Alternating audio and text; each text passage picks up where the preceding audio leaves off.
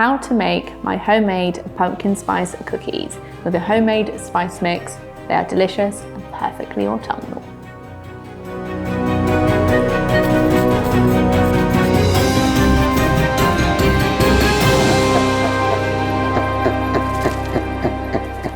Hello everybody and welcome back to my YouTube channel, where today I'm making something autumnal, slightly Halloween, something very delicious, which is my pumpkin spice cookies. And I'm going to say this from the start, this is not necessarily inspired by a certain pumpkin spice latte, because this does not have any coffee in it, but the idea is kind of the same in the sense that it's the warming spices that sort of remind me of this time of year. So we have a lot of spices in front of me, where I'm actually going to show you how to make my pumpkin spice mix first, because then this is used in the cookie recipe, and the cookies are just a bit of fun, you know, again, they're more autumnal, they're delicious, and I love them. So either way, today we're going to make my pumpkin spice cookies. So the first spice and the most prominent one is ground cinnamon, which is then mixed in with some ground ginger, some ground nutmeg, some allspice, and some ground cloves. And all of these just mixed together in a bowl to make a delicious pumpkin spice dry mix.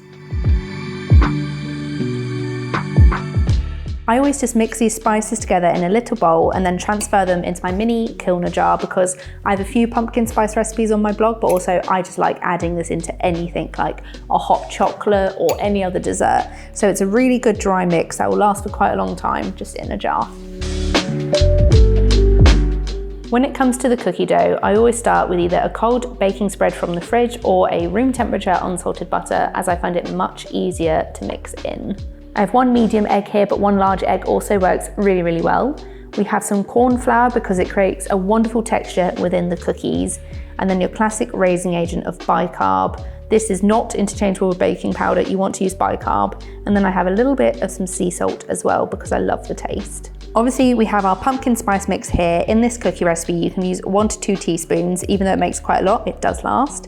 And obviously for your rest of the ingredients, we have white granulated sugar and some light brown sugar, because they marry really well together in a cookie recipe. We add a little bit of sweetness with some vanilla extract as always, but obviously this is optional because you do have the white chocolate chips, and I also have some orange and yellow Smarties and M&Ms. I'm not gonna lie, these are just picked out of a packet, so these are optional as well, but they're a bit of fun. And then finally, some plain flour. You want the plain flour as you don't want cakey cookies from self-raising flour. So I'm going to start my cookies by adding my butter to the bowl, my white granulated sugar, and then we're going to mix these three together. I'm going to add a little bit of vanilla extract, and then of course I'm also going to add in my egg. Now I'm going to add in 2 teaspoons of my pumpkin spice mix. I like it quite heavy in flavour, but obviously if you're not so sure, only add 1. I'm also going to add in my corn flour, my bicarbonate of soda, and then my sea salt. And then I'm also going to add in my plain flour and mix to a cookie dough. I'm going to add in my white chocolate chips.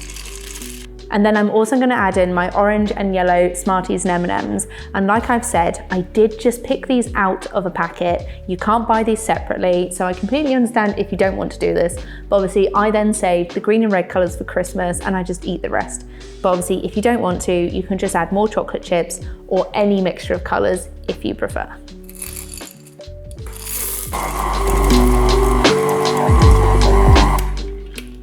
And there you have the cookie dough.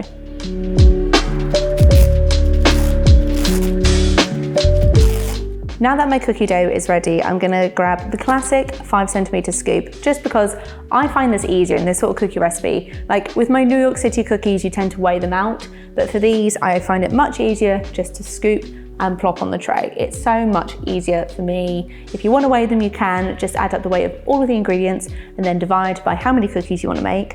I make 12 out of this batch, so we have a healthy little scoop onto my large lined trays. I add about 6 per tray so they have enough room to spread, and then they can bake in your preheated oven at 180 fan. And then, you know, they'll be beautiful, golden, delicious, warm pumpkin spice cookies.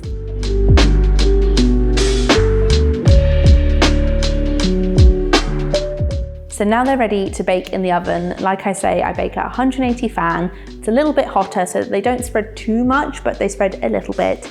They create a nice golden texture, and they'll be still sort of a little bit chewy on the outside, soft in the middle when they come out.